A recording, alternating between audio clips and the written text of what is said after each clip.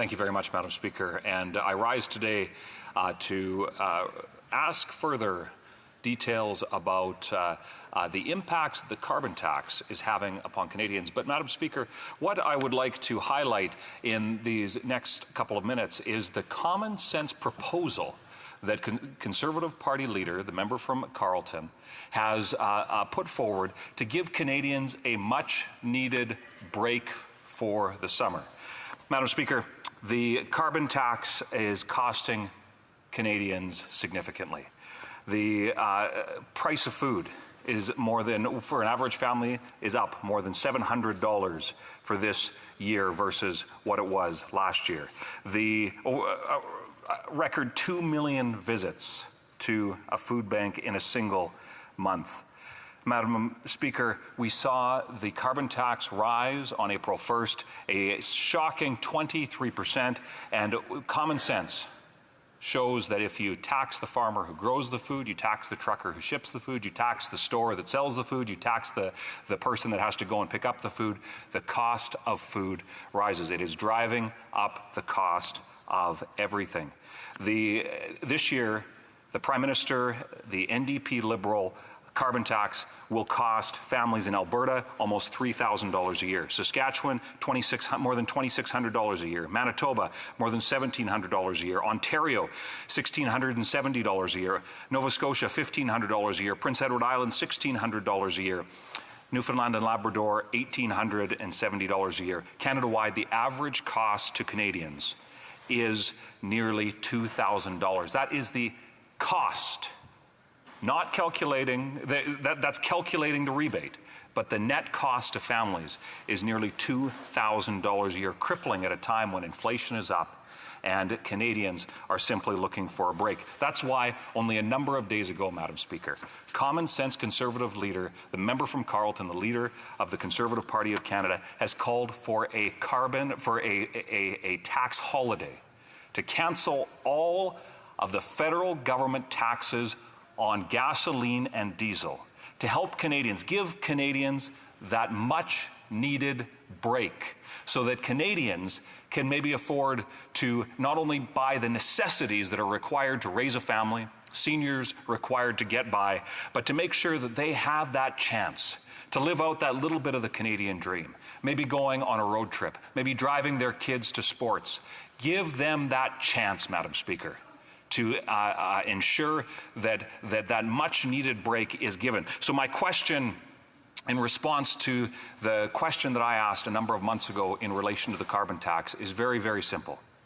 Will that member speak out in favor of this common-sense proposal to cancel the federal government fuel taxes on gasoline and diesel, to give Canadians a much-needed break from Victoria Day to Labor Day, that much-needed break? So that's cancelling the carbon tax, cancelling the federal fuel tax, and cancelling the GST, so that Canadians can afford that little bit of hope, that little bit of a break that is so very needed at a time when Canadians are suffering so much. The Honourable Parliamentary Secretary. I'm grateful for the opportunity to explain again to the honourable member putting a price on pollution is at the centre of the government's plan to fight climate change and curb its devastating effects on our communities and economy. Madam Speaker, the negative consequences of climate change are very real. Canadians have certainly not forgotten the destruction that we saw last summer when forest fires burned large swaths of Canada and suffocated our communities under thick clouds of smoke. It would be irresponsible for us to sit on our hands instead of proposing solutions to deal with the climate emergency.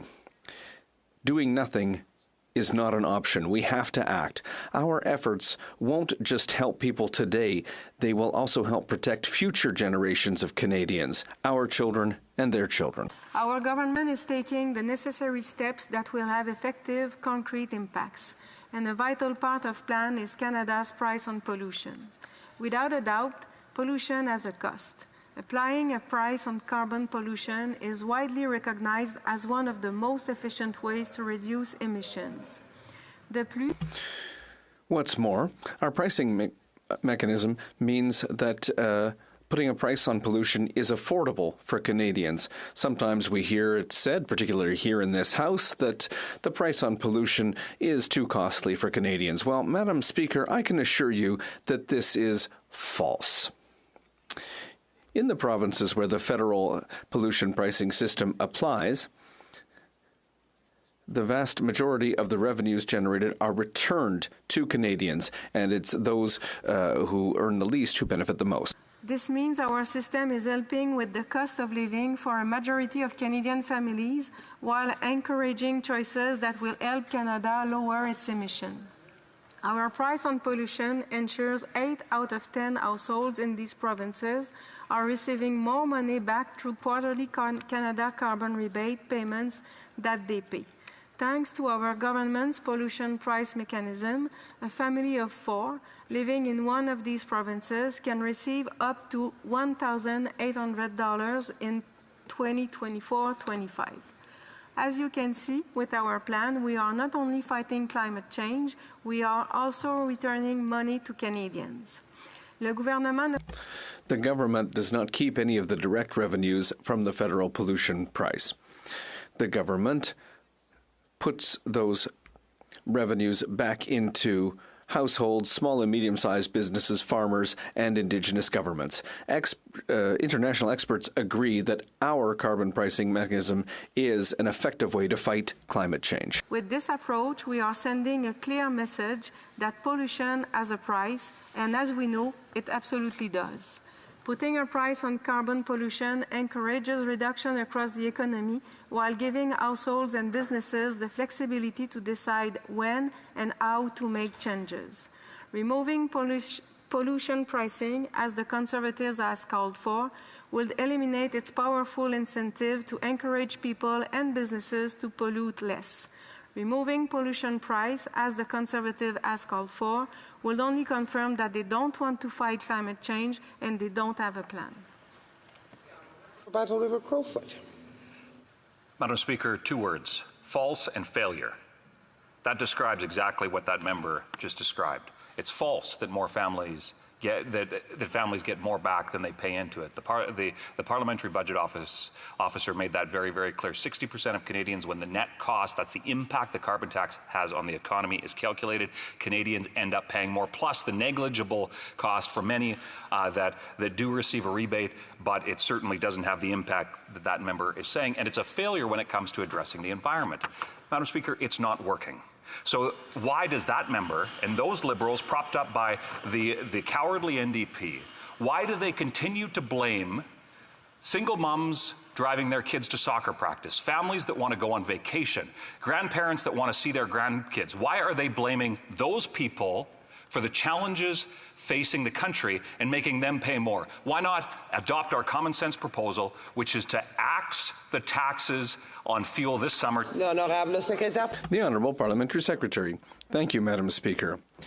And is my colleague questioning over 300 Canadian experts who've clearly demonstrated that carbon pricing is a good way to move forward. What we're doing is we're protecting Canadians against the dangers and costs of climate change, and we're making sure that Canada continues to reduce its greenhouse gas emissions. Our price on pollution helps combat climate change, but it is also giving more money back directly to Canadian families at a time when so many need it the most. Thank you.